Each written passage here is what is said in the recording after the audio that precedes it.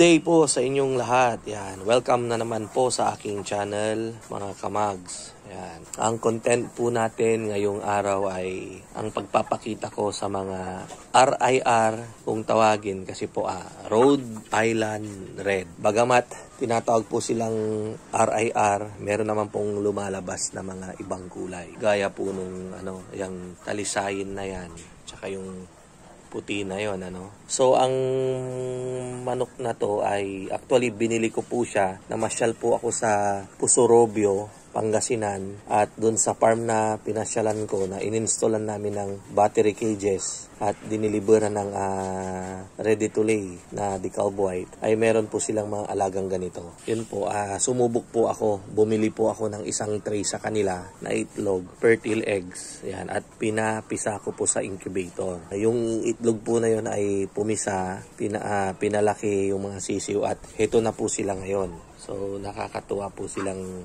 tignan.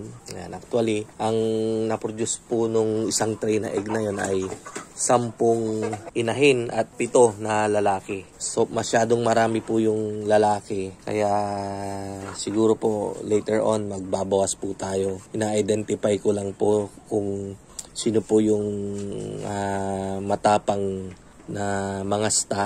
Yun po yung isa sa mga i-consider ko na iiwan. Tapos, yung malaki rin po na size, ganyan.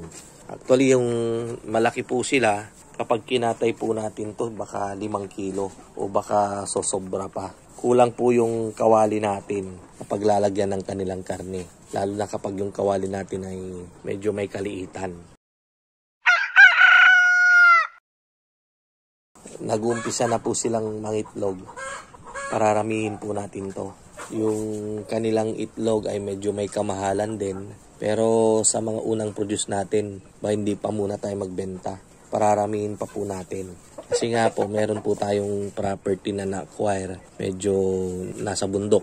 Medyo maganda pong magparami doon. I-free range po sila. May mga 3 inahin na po yung nangingitlog dito. At sa tingin ko sunod-sunod naman na po silang mangingitlog. And so sana nag-enjoy na naman po kayo sa aking video. Maraming salamat po sa panonood. Mabuhay po tayong lahat. Hanggang sa muli. God bless po. God bless.